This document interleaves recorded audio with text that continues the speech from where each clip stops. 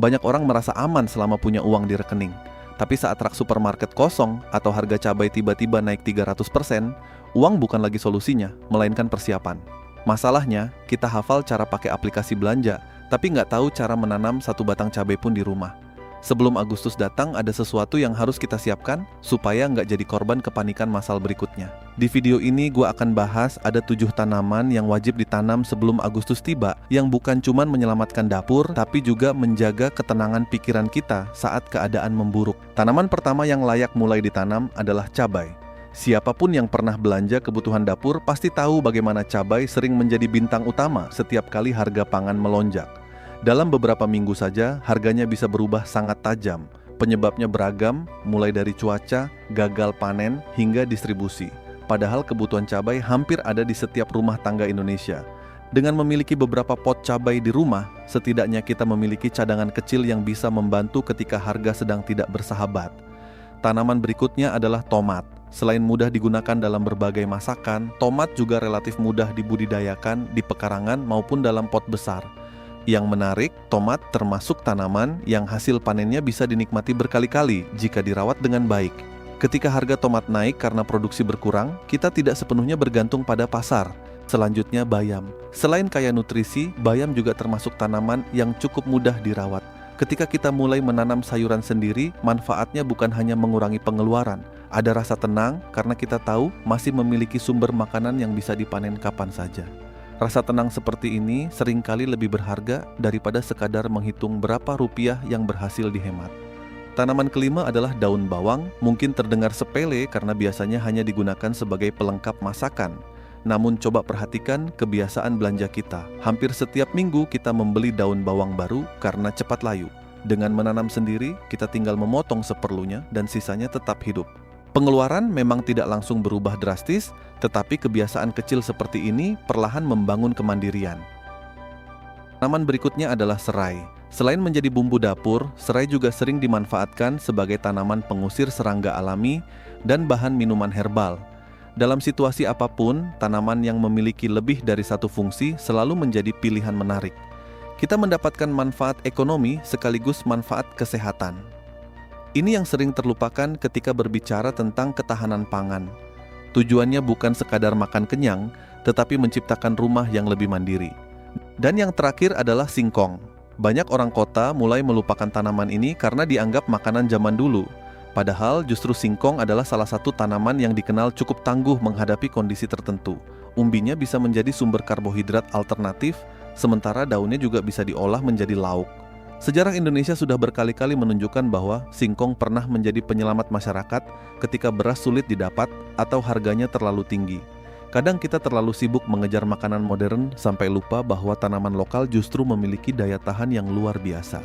Kalau diperhatikan, 7 tanaman tadi sebenarnya bukan tanaman mahal, bukan tanaman langka, dan bukan pula sesuatu yang membutuhkan teknologi tinggi. Justru kesederhanaannya yang membuat tanaman-tanaman itu layak dimiliki hampir setiap keluarga. Sayangnya, budaya menanam perlahan mulai hilang, terutama di perkotaan. Kita lebih mudah membeli daripada menghasilkan. Itu memang praktis, tetapi juga membuat kita semakin bergantung pada sistem yang tidak selalu bisa kita kendalikan. Disinilah muncul pertanyaan yang menarik. Mengapa banyak negara mulai berbicara tentang ketahanan pangan keluarga, urban farming, hingga kebun rumah tangga? Jawabannya sederhana. Mereka sadar bahwa dunia sedang berubah.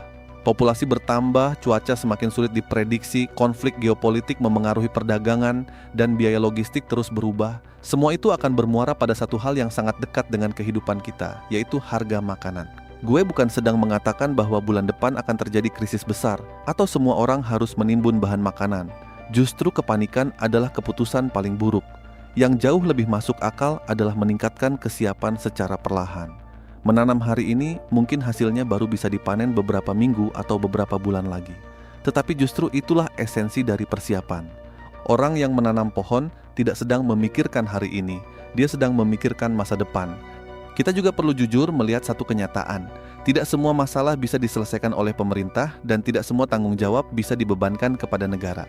Ada bagian yang memang menjadi tanggung jawab kita sendiri sebagai keluarga. Sama seperti kita menabung untuk menghadapi kebutuhan mendadak, menanam bahan pangan sederhana juga merupakan bentuk tabungan. Hanya saja bukan dalam bentuk uang, melainkan dalam bentuk kemampuan untuk bertahan ketika keadaan berubah. Kalau nanti harga pangan tetap stabil, kita tetap diuntungkan karena bisa menikmati hasil kebun sendiri. Kalau harga ternyata naik, kita sudah memiliki sedikit perlindungan. Tidak ada yang rugi. Yang rugi justru ketika kita memilih tidak melakukan apa-apa hanya karena merasa ancaman itu masih jauh.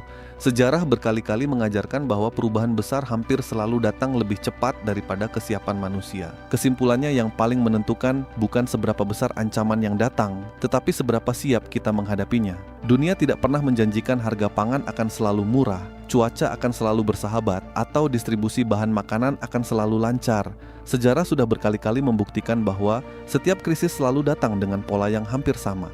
Awalnya dianggap sepele, lalu mulai terasa dampaknya. Dan ketika semua orang sadar, mereka sudah terlambat mengambil langkah. Karena itu, menanam bukan sekadar soal berkebun.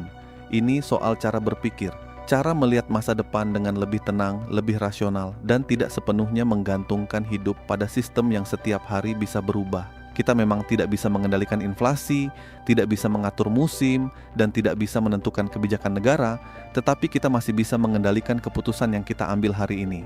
Mungkin hanya satu pot cabai, beberapa batang kangkung, atau sepetak kecil tanah di belakang rumah. Terlihat sederhana, tetapi dari kebiasaan kecil itulah lahir kemandirian yang sesungguhnya. Jadi sebelum Agustus benar-benar datang, pertanyaannya bukan lagi apakah harga pangan akan naik atau tidak. Pertanyaan yang jauh lebih penting adalah, ketika perubahan itu benar-benar terjadi, apakah kita akan menjadi orang yang panik mengikuti keadaan, atau menjadi orang yang sudah lebih dulu bersiap? Karena dalam setiap krisis, yang paling berharga bukan sekadar uang, melainkan kemampuan untuk tetap tenang ketika orang lain mulai kehilangan arah. Jadi sebelum Agustus tiba, mungkin tidak ada salahnya melihat kembali halaman rumah, balkon, teras, atau bahkan sudut kecil yang masih kosong.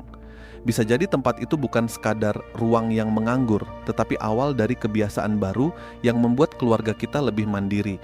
Dunia memang tidak selalu bisa kita kendalikan, harga pasar juga tidak selalu bisa kita tebak, tetapi keputusan untuk mulai menanam selalu ada di tangan kita.